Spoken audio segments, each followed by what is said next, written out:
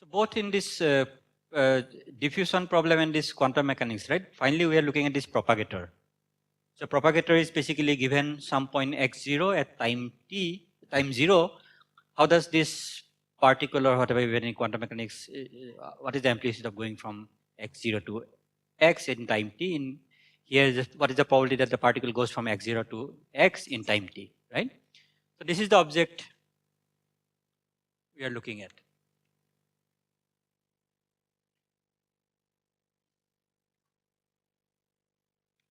So we saw that this is basically for the delta function initial condition, and we saw that if we can solve for this one, then we can write down the general probability distribution in terms of this, right? So integrate over the initial position, weighing with respect to the initial distribution. Okay. So this one, so let's.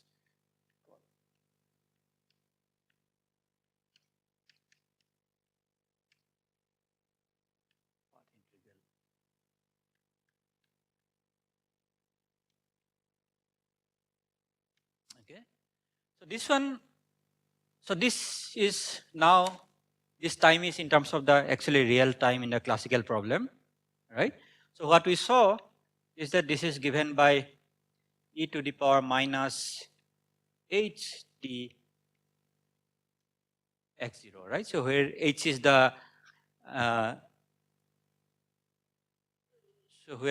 the quantum mechanical Hamiltonian, right? So what is the quantum mechanical Hamiltonian?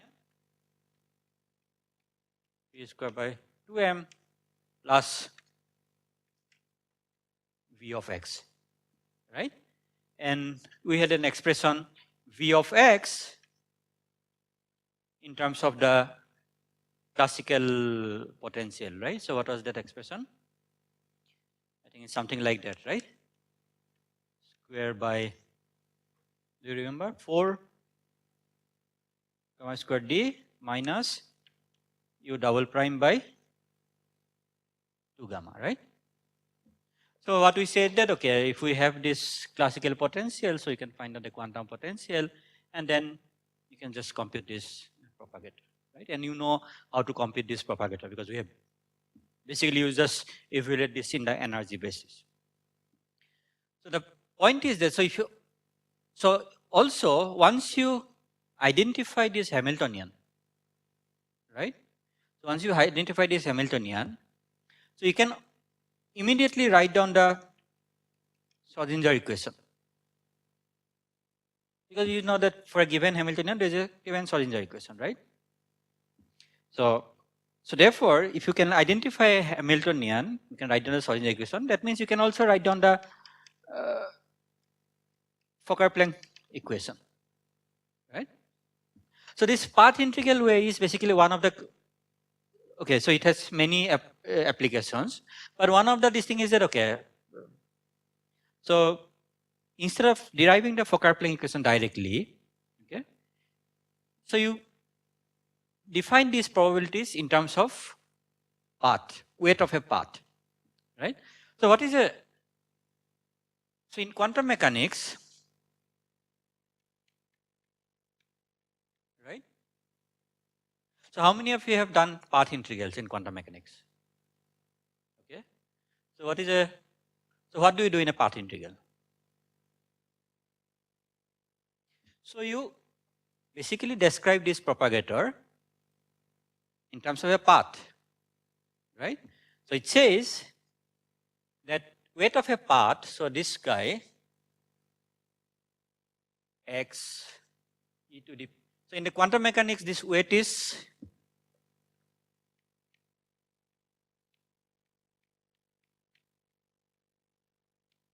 right? So this I by h cos t becomes t here, right? So how do you write this one? So this is proportional to,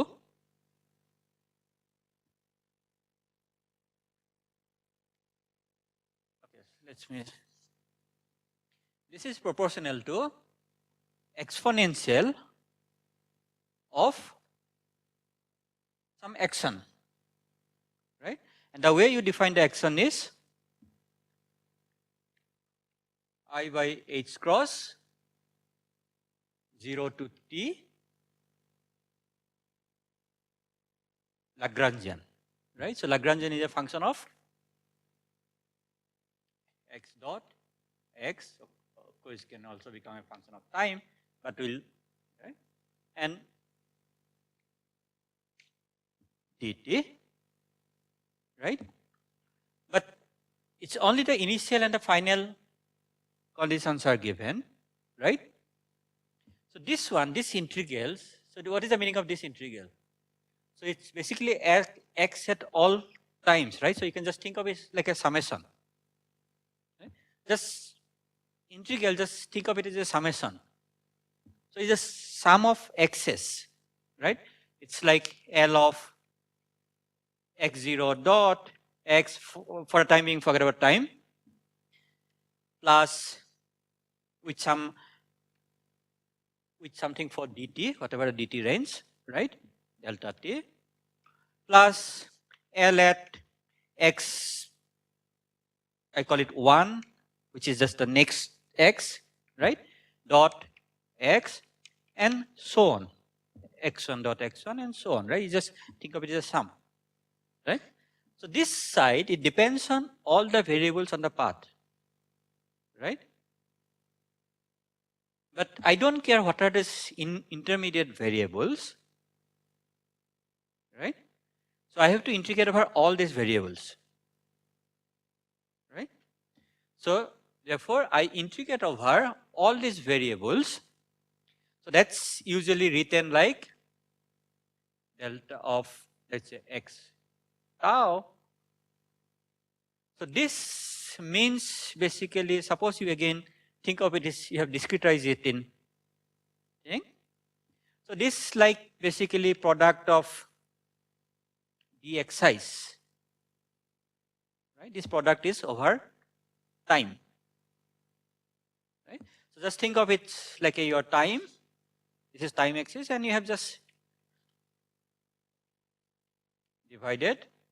And this guy, this is for, let's say, x0 is here, x1 is here, x2 is here. So these are the values. So you have to integrate over all these values, right? So this is usually written like that. And you integrate over all intermediate variables, keeping the initial and the final variable fixed, right? So it says that x of 0 is equal to x0 and x of t is equal to x,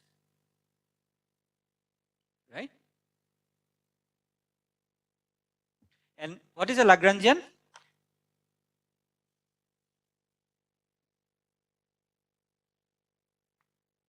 So Lagrangian is,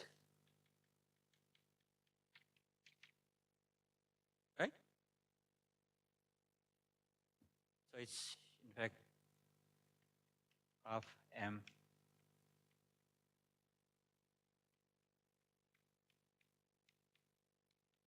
right?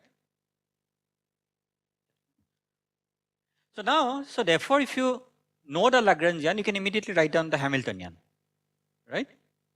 And once you write down the Hamiltonian, you can write down what is the Schrodinger equation. Okay. So this is what we are going to do. So we are going to basically, for this Brownian particle, okay, we want to represent this in terms of the path, right? In fact, I think this path integral, in fact, initially came from that representation only. Okay. So now, so what is the, so this is just to say that, okay, this one is proportional to this, and how is this proportionally constant fixed is basically saying that, okay, it's basically the normalization. If you just, right, just fixed by the normalization. So you can always fix it by.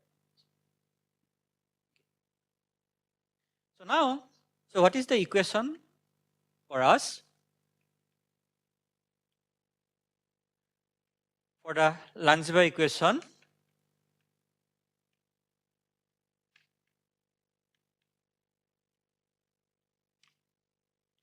dx dt is equal to 1 by gamma.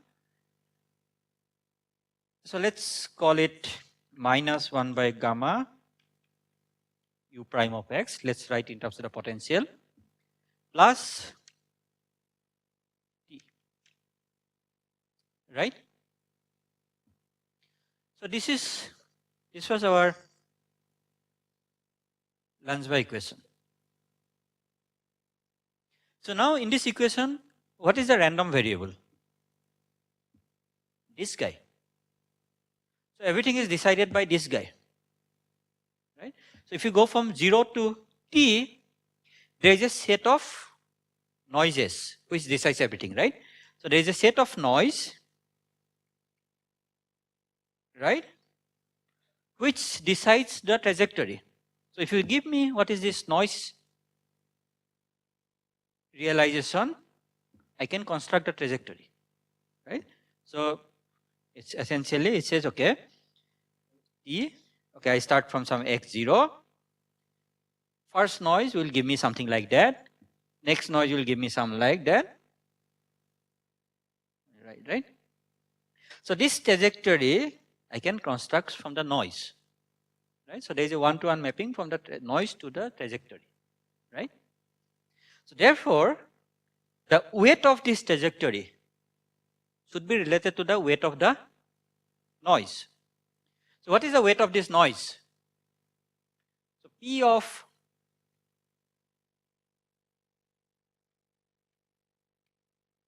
tau. So what is the weight of this noise? So this noise is Gaussian, right? So if it is Gaussian, let's just write, because this proportionality constant is not very important at this point. This I am going to fix by normalization. So if it is Gaussian, what is this? Exponential of.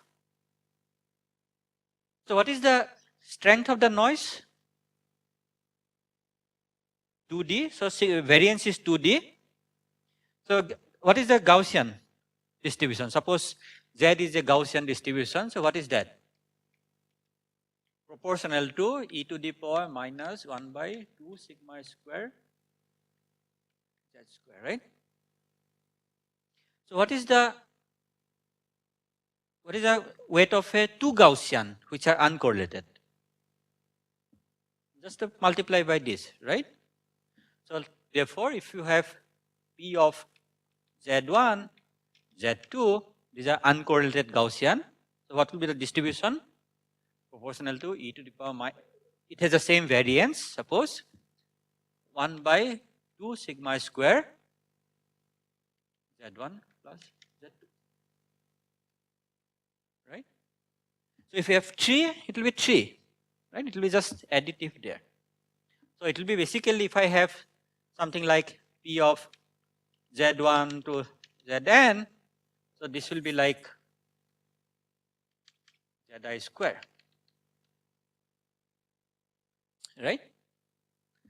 Now these are discrete, so now these are continuous, the time is continuous.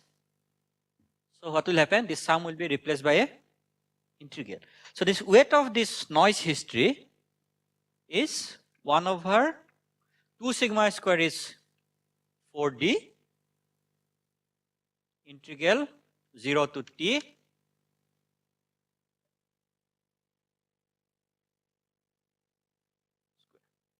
this is the weight,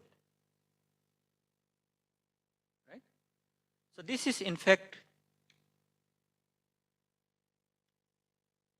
the weight of a noise history. So now there is a one-to-one mapping between here and here. So what will you do if we have to go from here to here? I'll replace this one. So what is the equation of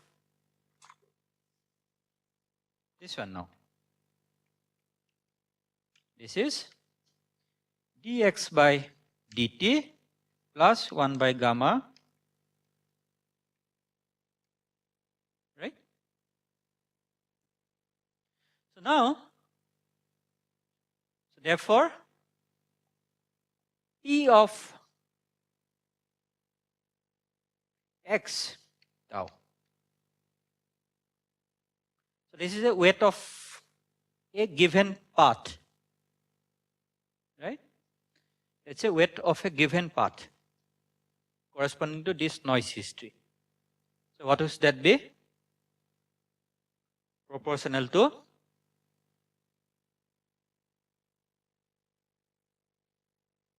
leave some space here, exponential of minus 1 by 4d 0 to t this object, right, dx dt plus 1 by gamma u prime x, right. So now it's in terms of x, right hand side is also in terms of x. Yeah, this one means so it means that, see, this is not this, it describes the whole path. See what it means. So just for the time being, just try to imagine that this time is just discrete, right? So then this will be x0, this will be x1, x2, x3, x4 and so on, right? So this will mean basically probability of having x0, x1, x2, x3, x4, the whole history, right? So history of everything.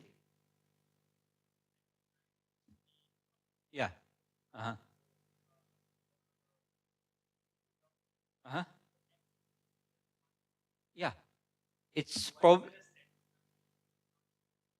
we have not summed our path. This is a set. One particular path is decides by x0, x1, x2, x3, everything, right? This one path. We have not done this thing yet. Just one path. So this is the probability of one path, which is some particular values set. I change these values, it will be different. This is just one path. Okay? Is that all, or there's something? There is a Jacobian, right? If you go from one variable to the other variable, there is a Jacobian, right? So there will be a Jacobian here. Okay? So that we have to compute. Okay, we are going to compute that. But before computing that, let's just look at this, what is there inside. Right? So this is the thing for a path.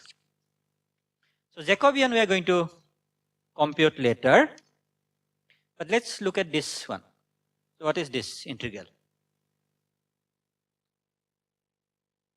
0 to t. Let's just expand this. This is, there is a dt here, right? dt. And this one let's expand. dx dt whole square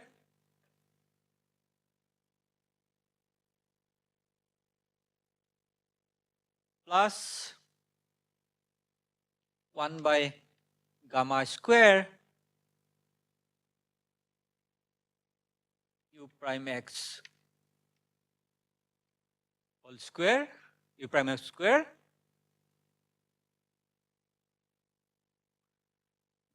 plus 1 by gamma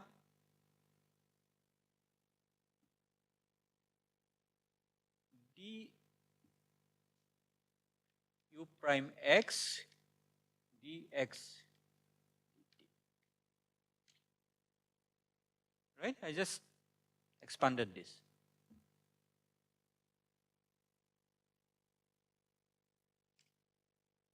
Right? So now, what is this one?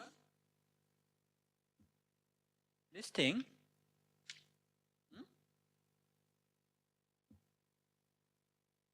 This is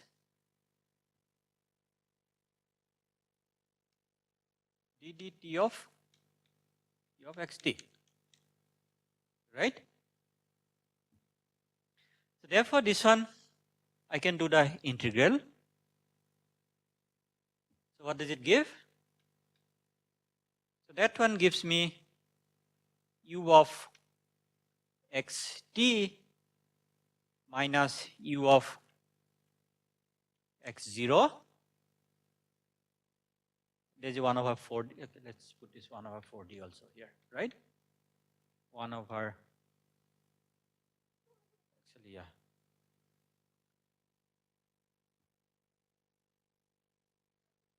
Let's do.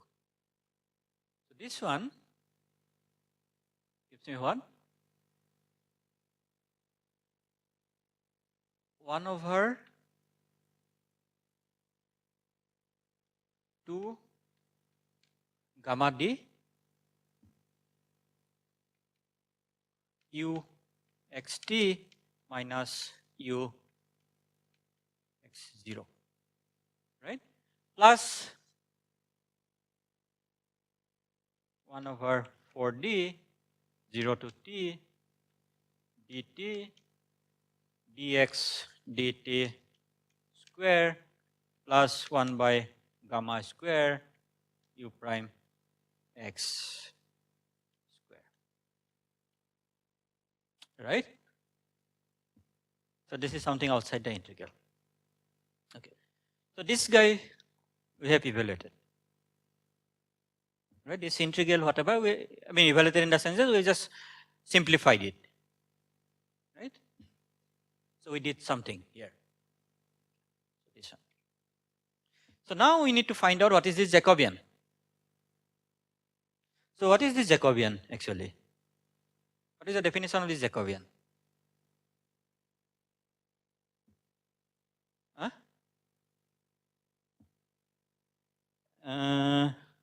So if you go from a set of variable, let's say x1, x2 to xn to y1, y2, yn, what is a Jacobian?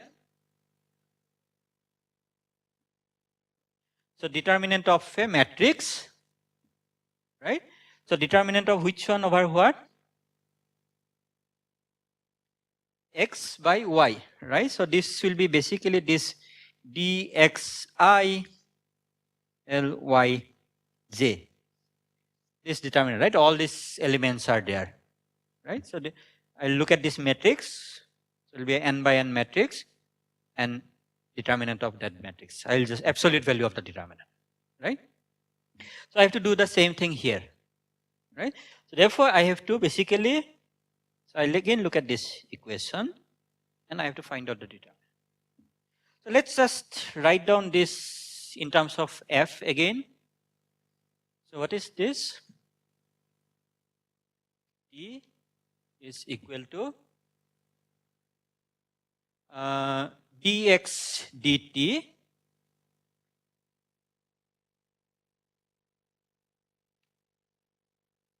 minus 1 by gamma times f of x, right? So where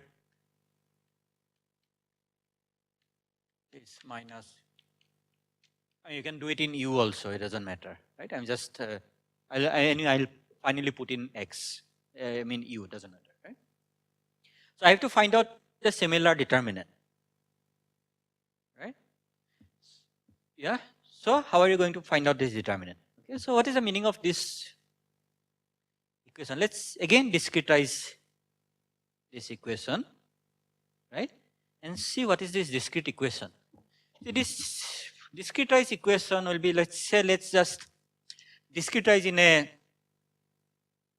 so this is your time. So I need to just discretize this. So let's discretize in some spacing of epsilon, right? This is my time, right? So we know how to discretize this one, right? How do you discretize this? So this one is just, okay, some epsilon, right? In terms of epsilon, at some time t. Right? This noise is related to this by some multiplying factors, basically, right? So we are not going to concentrate on these multiplying factors because that will give me something outside and that I'll just fix by normalization later. So this one is, so what is this one? So delta, let's not write delta now, okay? What is delta of x? X t minus x t minus epsilon by epsilon, right? Minus 1 by gamma. What is this? F. Where do you write the F?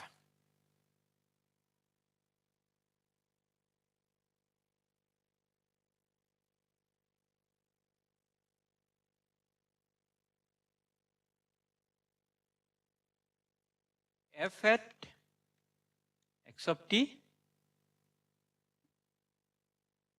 Huh? No, that's not. Okay. But suppose I would have written this one, would it have been fine?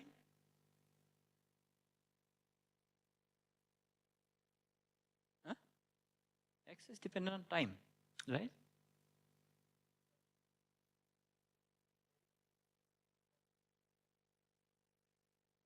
Why?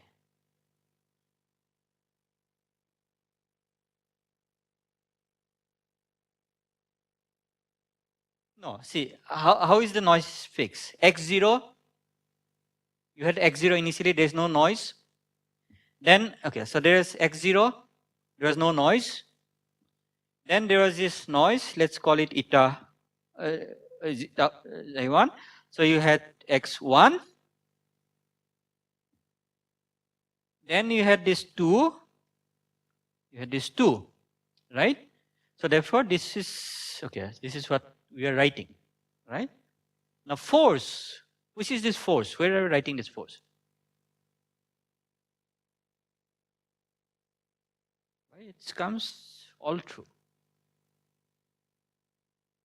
So, okay, so this is something, it's not, okay, it's not very clear. Don't worry if it is not very clear, because it's, at this point, it's a bit ad hoc, right? So what you have to do, so you have to in fact, see, I could have written in many ways, but what you have to do, f of x of t plus f of x of t minus epsilon by 2. Right? But don't ask me why this choice. Right? I could have put alpha here, 1 minus alpha here. Right? Here I have taken alpha to be half. I could have taken alpha here and 1 minus alpha here. Right? So it's a bit ad hoc at this stage. Right? But this is the only choice which will work. Right? So I'm going to put this one. So finally I'm going to connect to something you already know, and then you see that, okay, this is the only choice which is going to work. Right? So it's, this is the one. Okay? So now I know how to compute this matrix, right? Jacobian matrix. So what is this Jacobian matrix now? So Jacobian matrix is basically D. So this matrix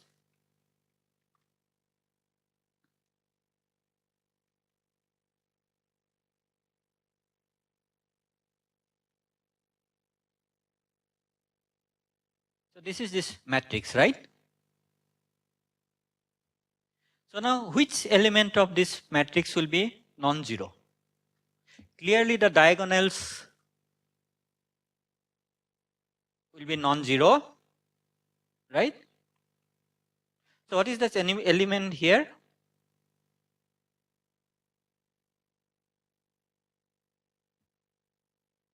This is what? This is like, for example, this is, let's say, this is like 1, something like that, right? I mean, you have to write in the time, but it's like, so if you go along this row, the time on this one, denominator is larger than the top, right? So it says basically on this upper half, if you look at this matrix, so t prime is greater than t, right? So I have to compute this matrix from this definition. Right? So this one, on this one, see if you have a matrix Aij. So this is this Aij matrix, right? T prime. One is I, one is J. Right? So Aij, what is this? A11, A12. So 2 is like this denominator here. So all these indices are larger, right? So this is the part where T prime is larger than T. So what is that part? 0. Because on the right hand side only you have T and T minus epsilon, right? So all these terms will be 0 here. Okay? There will be only diagonal terms and one off diagonal term, and this is all 0. Right? It's only difference of 2 this thing, right? 2 variable is only connected to the next previous guy. Right? So now what is this diagonal term? What is the diagonal term? At some element T prime, what is the diagonal term? Huh? Yes, so that is just 1 over epsilon. And the force terms minus 1 over 2 gamma f prime x at time t. Right? So let's write x at time t. So what is this term? You can again find out, right? This term will be something. Again take a derivative and find out. But if you have a matrix where you have only the diagonal term and the one off diagonal term, what is the determinant of this matrix? It will be just the product of these diagonal elements, right? So therefore, what is the determinant of this matrix? It's just this product of these guys, product over time, right? So therefore, Jacobian is just product over time. These guys, okay, there is a 1 over epsilon will come. So this one I can always write, I can just take out 1 over epsilon outside. Right, 1 over epsilon outside this. Right, this is the one. So this product of these guys. So this is 1 minus epsilon by 2 gamma f of x of tau, f prime of tau, times, okay, you can put a 1 over epsilon, doesn't matter. Yeah, it's just this. Right. So now this one is here. Right? This 1 over epsilon, okay, 1 over epsilon, from each time there will be 1 over epsilon, everything I can just take it outside and I'll forget about it because I'm going to fix it by normalization. Right? So then what is the Jacobian? So this is proportional to product of these guys, and how many numbers are there here? It's basically some, let's say n in steps of epsilon, and n times epsilon is t, right? Right? So we have done a similar this thing there. Yeah? So therefore this is proportional to, this is a very small number and multiply by lot of this thing, right? So I can take, this is exponential of basically product becomes sum of tau. This is exact, right?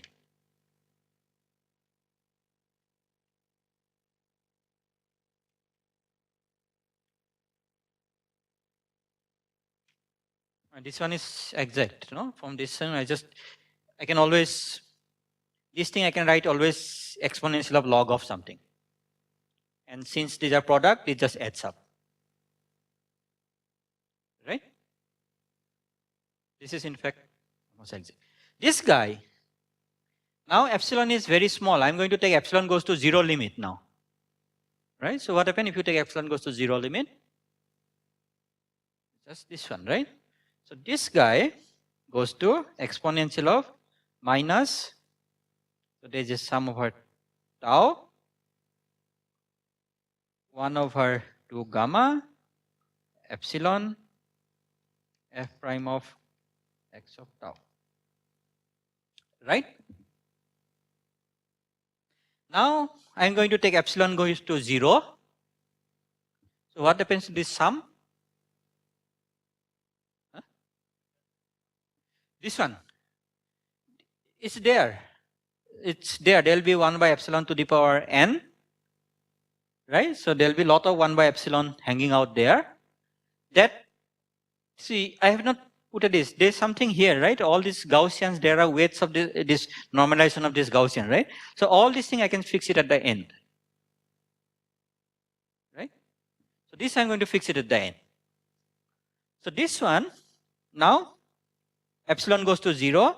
It goes to e to the power minus 1 by 2 gamma integral 0 to t f prime x tau d tau.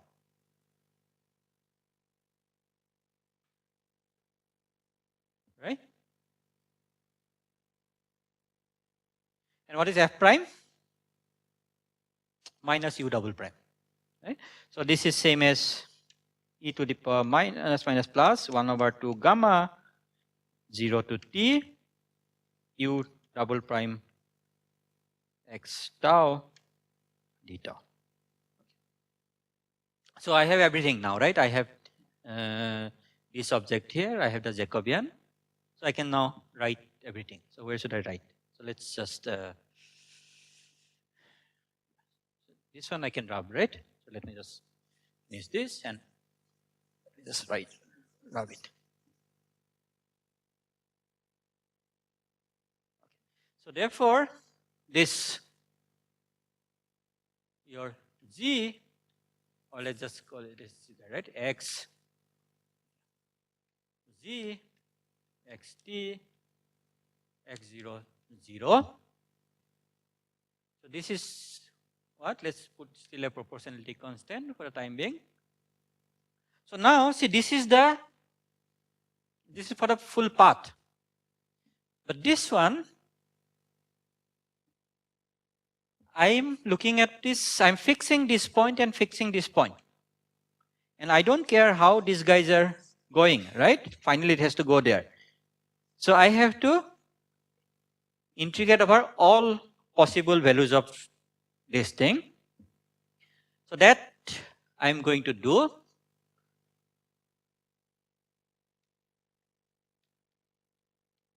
Right? This is how, right? This I told you that this means that basically you integrate over all these intermediate things, right? It's like, think of it like a discretizing and integrating over all intermediate values times exponential of 1 by, so exponential of minus this thing, right? Let's just write first 0 to t 1 by, okay, let's put 4.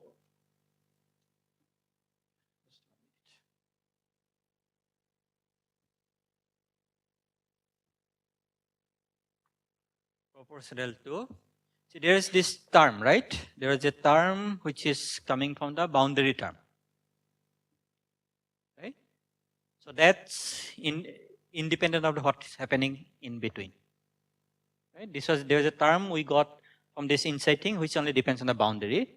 So that I can take it outside. So that term was what? E to the power minus. Can you read it? Where is this term? This one. 1 by 2 gamma d u of x. Now xt is my x, right? x0 is 0 minus u of x0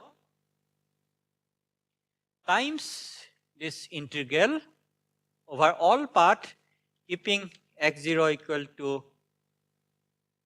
and x at time t is equal to x with, right. So this one is essentially, you should basically think of it like a dx tau product over tau. So this basically, you should just think of it like a multiple integral, right, over all intermediate x's, right, this one. And then we have to just put all these things together, exponential of minus 0 to t. Let's put these terms one by one. So this guy,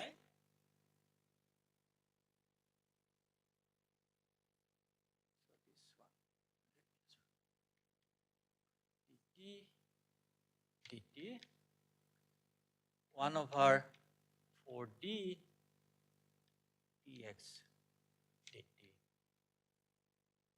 square, right? And then these other guys. What is the other guys? 1 by plus 1 by 4 gamma square d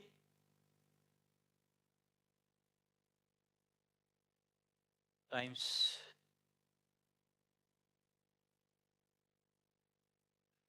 u prime x square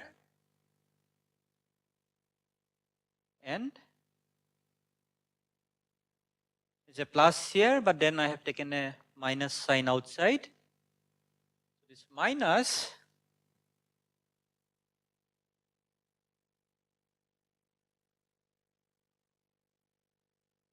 minus 1 over 2 gamma 1 over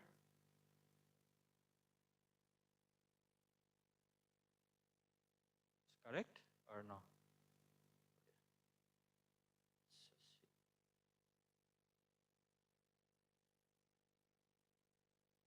Oh, no, there's no, yeah. So this guy just came from there, right? So 1 over 2 gamma u double prime of x, right? This is what you have, right?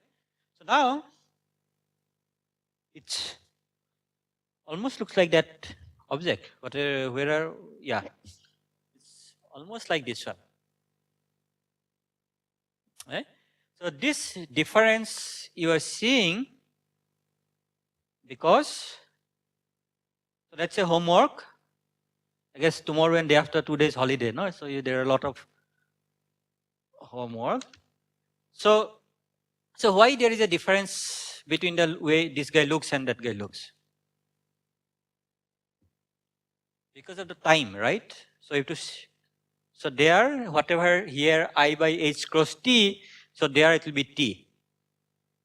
So if you make the shift time, so then you'll see that this is exactly like that form, where this is the potential energy term. Okay, potential energy term, I guess you can immediately see, because what is the potential energy term? What is the potential energy term there? No, there.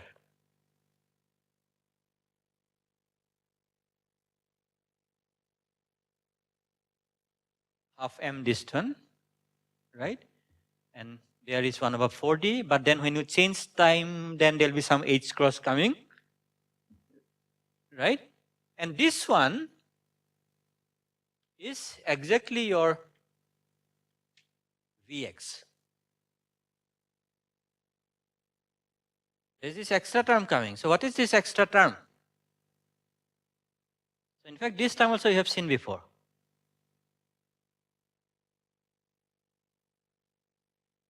So what we have is now, so okay, right? So let's,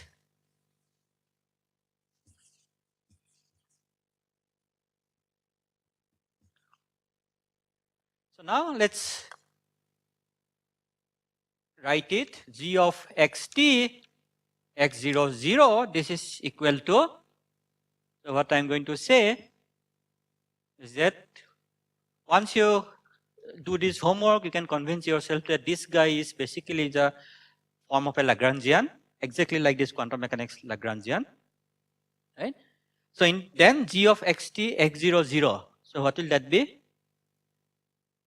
This will be e to the power minus 1 by 2 gamma d ux minus ux0. And what is this guy mean? This one is the quantum propagator, right? So what is this quantum propagator? It's this guy, right? Times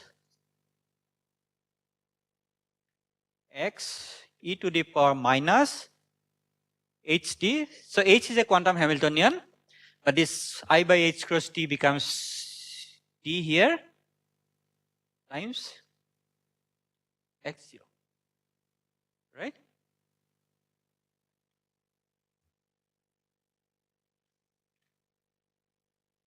Becomes this one. And h is basically your whatever the p square by 2m plus v of x, where v of x is related to ux by this one, right?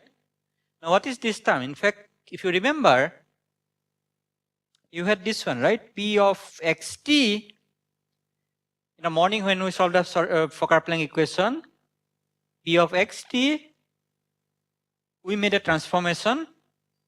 This transformation was exactly like this, 1 over ux by 2 gamma d times psi of t.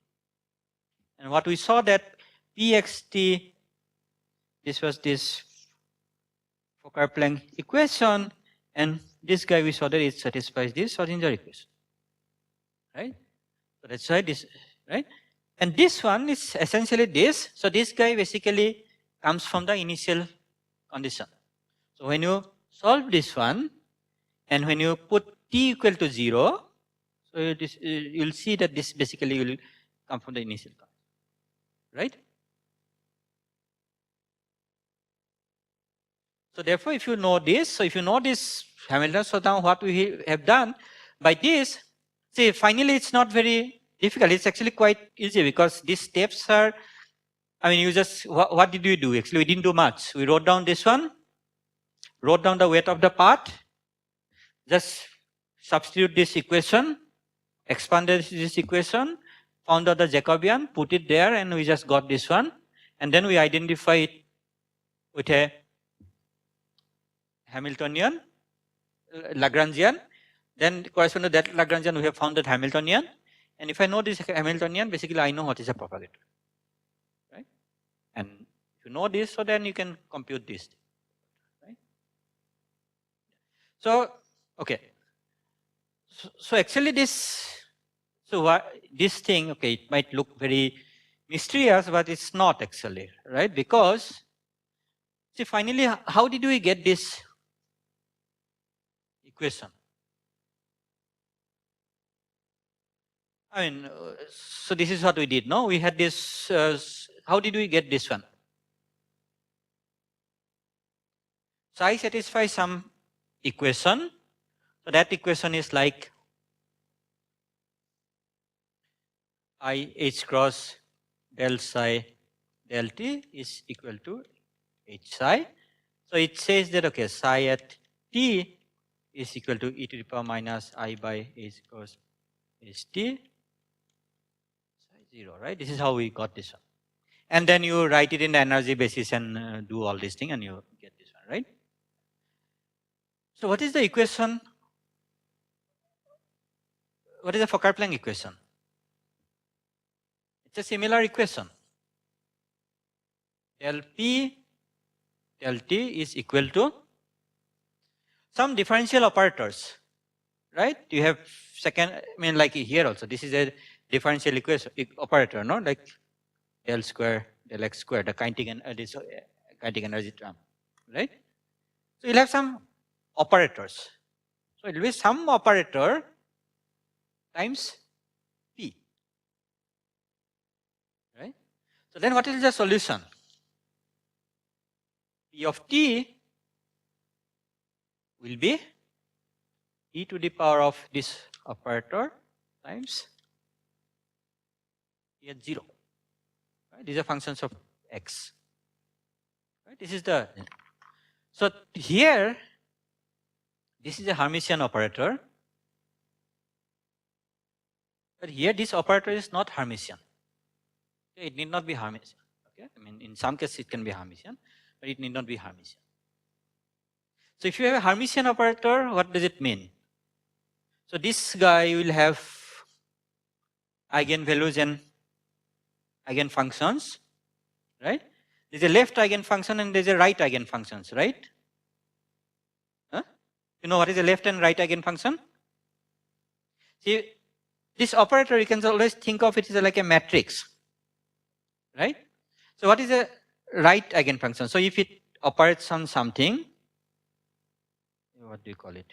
Q, it gives you some lambda times Q, right? Just a column vector. So it's, just think of it like a matrix. H you can just think of it like a matrix. It's a continuous matrix in space, if it is in a space, but it's a matrix, you can just think of it. If it x on a column vector, x, so it gives you lambda times the same column vector, x. So this is the right eigenvector, right? No. So the left eigenvector is, so let's call this is y. The same matrix x on that, it gives you this column vector y times some lambda, right? But if this matrix is Hermitian, then we know that this is basically the conjugate of that other one, right? So that's why you have psi and psi. But if this matrix is not Hermitian, these two are not conjugate of each other. So therefore, for this operator, whatever the left eigenvector is not a conjugate of right eigenvector. Okay? So now, so we talked about, okay, this thing, no? We said that, okay, how does this relaxation time comes, various relaxation comes, right? So there we told in terms of this Hamiltonian and said, okay, it's just the lowest energy state which gives the relaxation. And we said that, okay, if L is a Fokker-Planck one, then whatever the corresponding energy, when you map it, the lowest energy must be zero, highest energy must be zero. Okay, highest and lowest depending on, okay, so if you write it in this form, the lowest energy must be zero, and you have this excited one. But if you don't put a minus one, then it's just the highest, right? So then all the others energies has to be negative. So it says that this operator, so if you have a potential which is bounded, so it will have eigenvalues and eigenvectors. This eigenvalue spectrum is discrete. The eigenvalue, so this is a very specific operator, not all.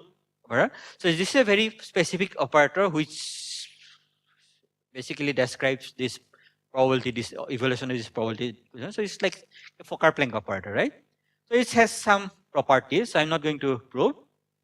But it essentially says that the highest eigenvalue has to be 0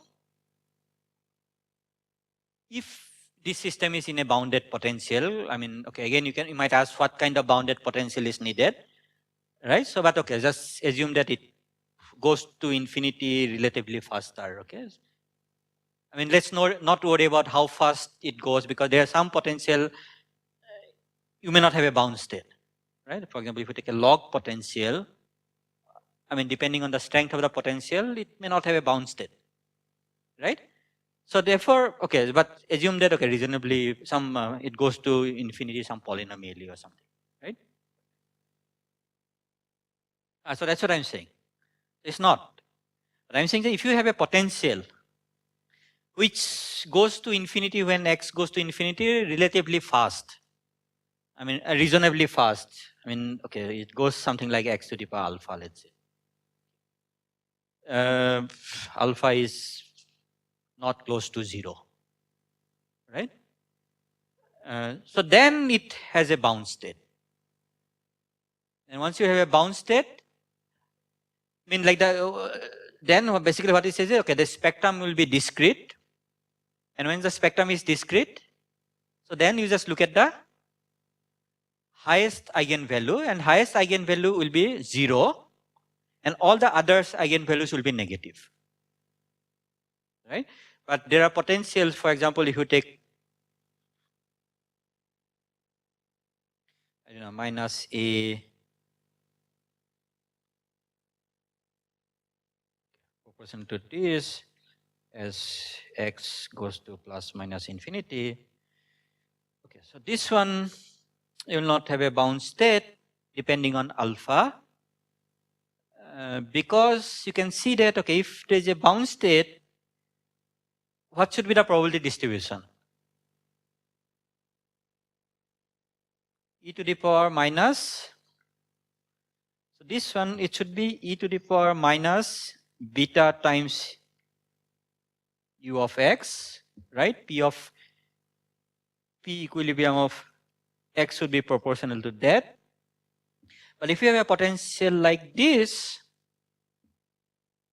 so this is basically essentially will give you what? 1 over mod x to the power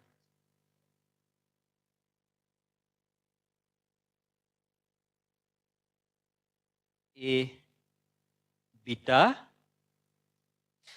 Now you know that this, but this distribution, I mean, when you must be normalized if there is a bound state, right?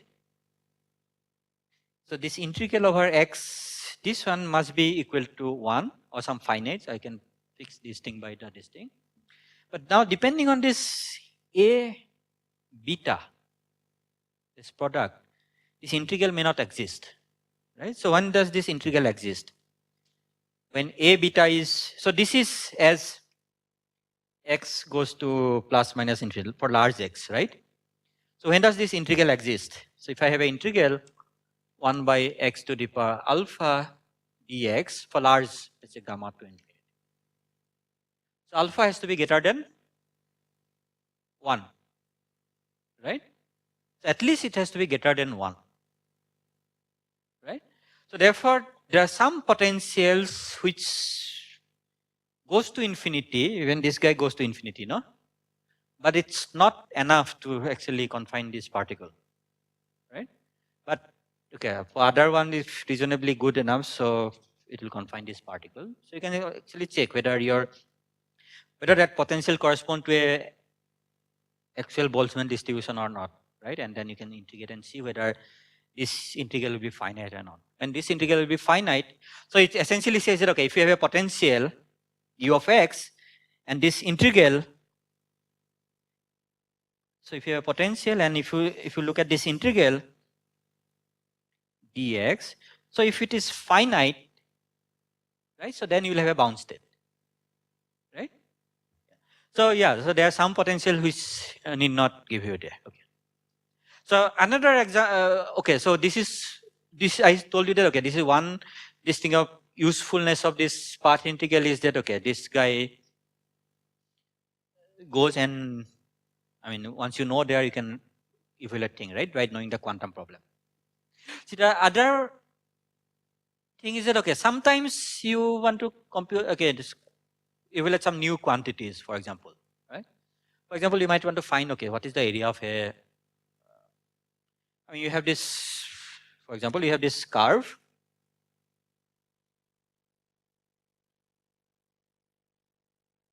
right?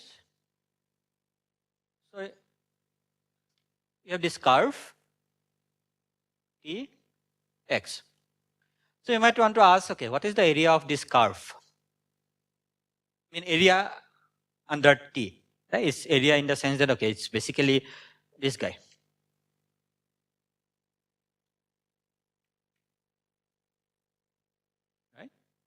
Or you might want to ask not only this, but any functional of this path. Right? In principle, you might want to consider something, let's say, I don't know, some quantity which depends on the whole path. Let's say call it some W of x tau. Some W is some function. So given that's a Brownian path, you want to compute this quantity. Right?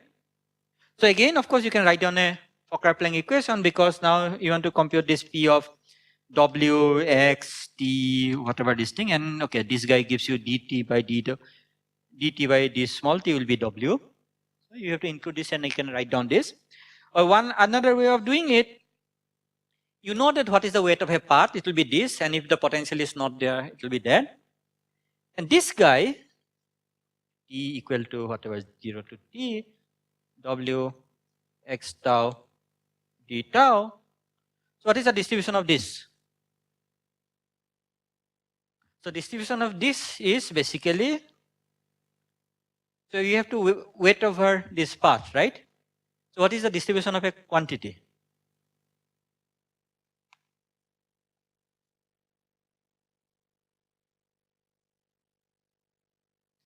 So what is the distribution of W? This is just, oh no, not W, T, right? T is my variable for a given T, small t. This is just T minus this guy.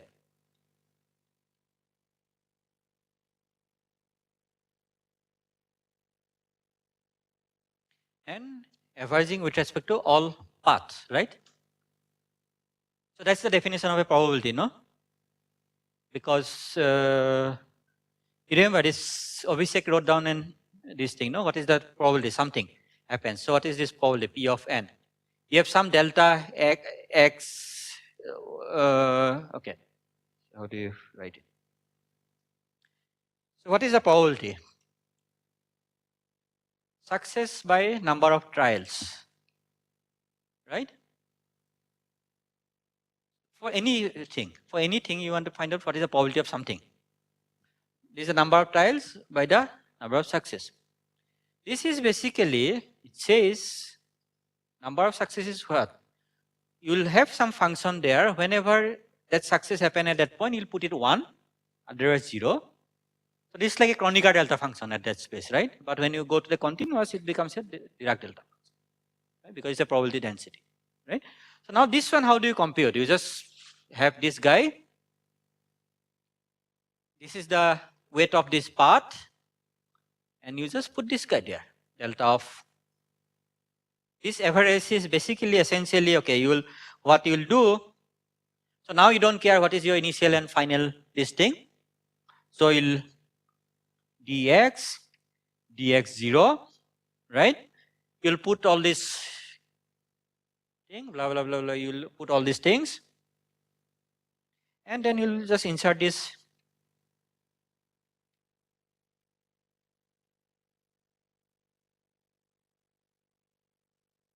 Right? That's all. And you see that sometimes, okay, so this t, whatever the variable, either you take Laplace transform or Fourier transform. So if you take a Laplace transform or Fourier transform, it becomes exponential of something times this one, right? Right? Delta function, you can write it as okay, something e to the power I d k times something like k times e to the power I kt times dt times e to the power minus I kt times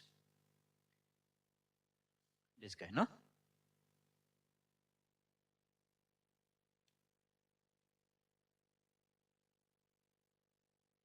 Right? It's a definition of a delta function, right? I mean, there's 1 over 2 pi. So what is the delta function? 1 over 2 delta of x is 1 over 2 pi e to the power I ax dk. Right? That's a delta function, no? So you just use the representation of this delta function. Why am I putting 2? There's no. Sorry. What did I do? Yeah, e to the power, okay, something like dk e to the power I k t times e to the power minus this guy. 0 to t w x tau theta, right? 1 over 2 pi. So, there's a ik in front of it. So what does this term give? This is just a new term which is basically very similar to that term, right? So what it does, it just adds another term to the potential. So your whatever this potential is there, it gets modified by this term ik times this w. No, it's just a modified potential. So then you have to basically solve this with this modified potential. So it's just a way of quickly writing down, okay, whatever this problem. So this is one way of basically finding. And sometimes also, of course, this is of course one way of solving it. You write down this Fokker-Planck equation. But of course, there are also some other way of solving path integrals, right? And you can use all these techniques basically. Yeah. Okay. So yeah. So I guess you have a lot of this, and you